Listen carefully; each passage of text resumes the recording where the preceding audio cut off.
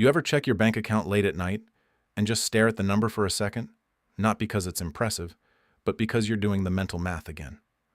Okay, rent is coming up. Groceries probably another $80 or $90 this week. The credit card payment hits on Friday. And then you think, maybe this month I'll finally start saving seriously.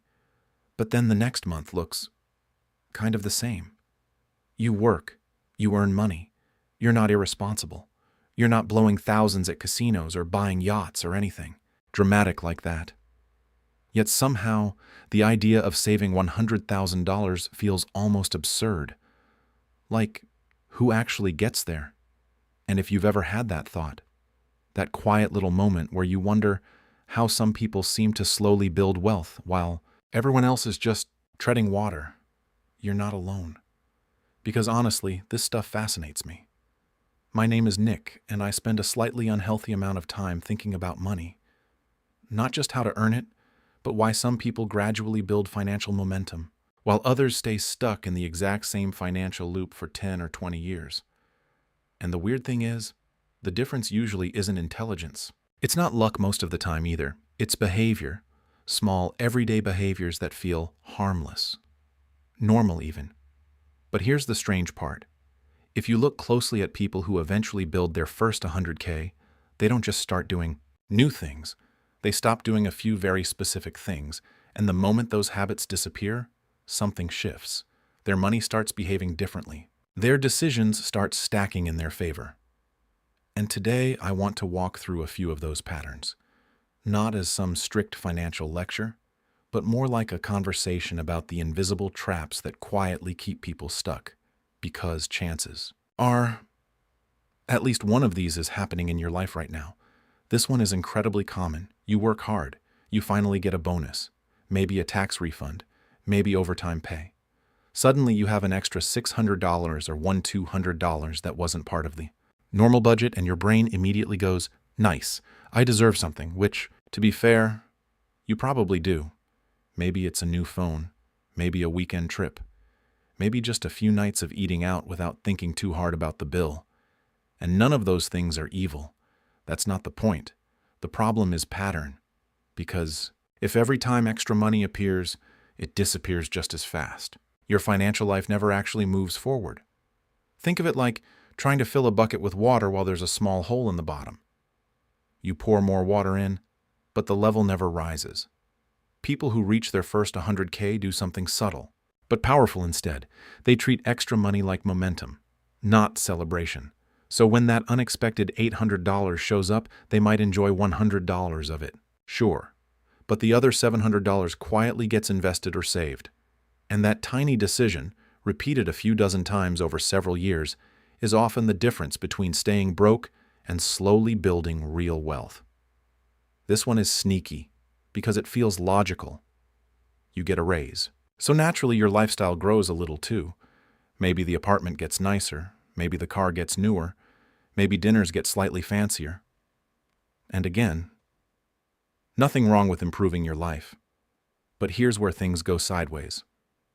Every time income rises, expenses rise at the exact same speed.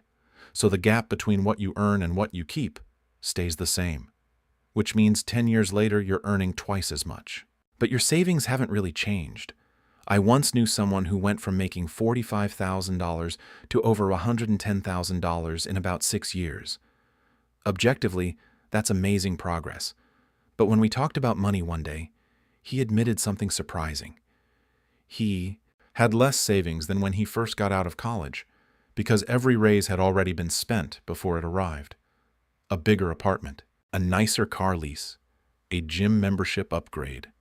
Nothing outrageous, just constant expansion.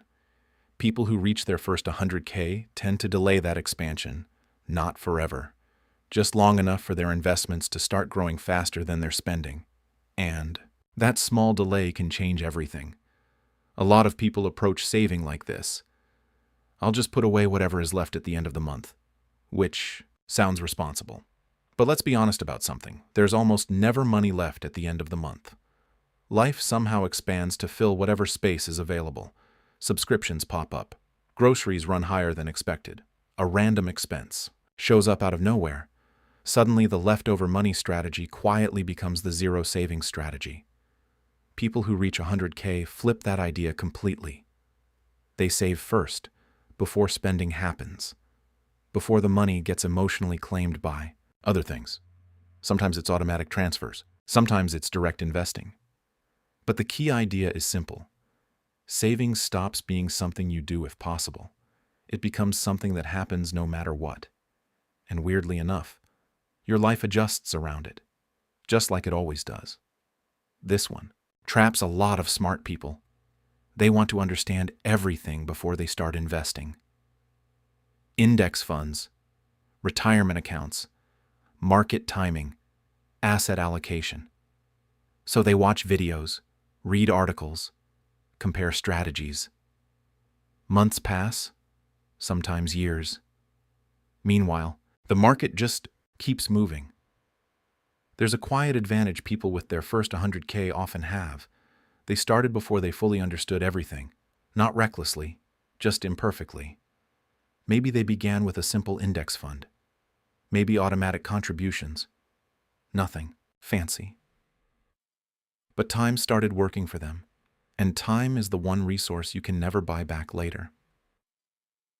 Honestly, the first few years of investing are less about perfect strategy and more about developing the habit. Once that habit exists, improving. The system becomes easy, but waiting forever for the ideal plan, that's just disguised procrastination. This one is almost unavoidable now. You scroll social media, and suddenly it feels like everyone is making 200K, investing in real estate, launching startups, and retiring at 32. Meanwhile, you're just trying to build your emergency fund, and comparison quietly drains motivation because your progress starts feeling slow. Even when it's actually meaningful, here's something most people don't realize. The first 100K is statistically the hardest, not because the math is difficult, but because the early years feel painfully slow. Your investments aren't doing much yet. Contributions feel small. It's like pushing a giant wheel that barely moves. But once that wheel gains momentum, things start accelerating. Interest compounds. Income often rises. Financial decisions become easier. But people quit during the slow phase because they're comparing themselves to someone who's already in year 15. It's like judging your first mile of a marathon against someone crossing the finish line. Of course it feels unfair, so if you step back for a second, something interesting starts to appear. Reaching your first 100K usually isn't about discovering some secret investment strategy. It's not about predicting the stock market. And honestly, it's rarely about making massive, life-changing amounts of money overnight. It's usually about removing a few quiet behaviors that constantly reset your financial progress, treating extra money like a reward instead of momentum, letting lifestyle, inflation eat every raise, saving only what's left over, waiting forever for the perfect plan, and constantly comparing your progress to someone else's highlight reel. Individually, these habits don't seem dangerous. They just feel normal. But, stacked together over 5 or 10 years, they quietly keep people from ever building real financial momentum. The good news? None of these patterns require some dramatic life overhaul. They're small shifts, tiny course corrections. Maybe the next bonus mostly goes toward investments. Maybe the next raise increases savings instead of expenses. Maybe automatic investing starts this month, even if it's a modest amount. Because the real secret behind the first 100K is actually pretty simple. It's not built in one heroic moment. It's built through dozens, sometimes hundreds, of boring, responsible decisions that nobody ever sees, and at first those decisions feel almost pointless, like pushing that giant wheel that barely moves. But slowly, quietly, something changes. The wheel starts rolling, and once it does, stopping it becomes much harder than starting it ever was. So if building that first 100K feels far away right now, that's okay. Honestly, it feels far away for almost everyone in the beginning. Just focus on removing the behaviors that keep resetting your progress and let time do what it does best. Move things forward.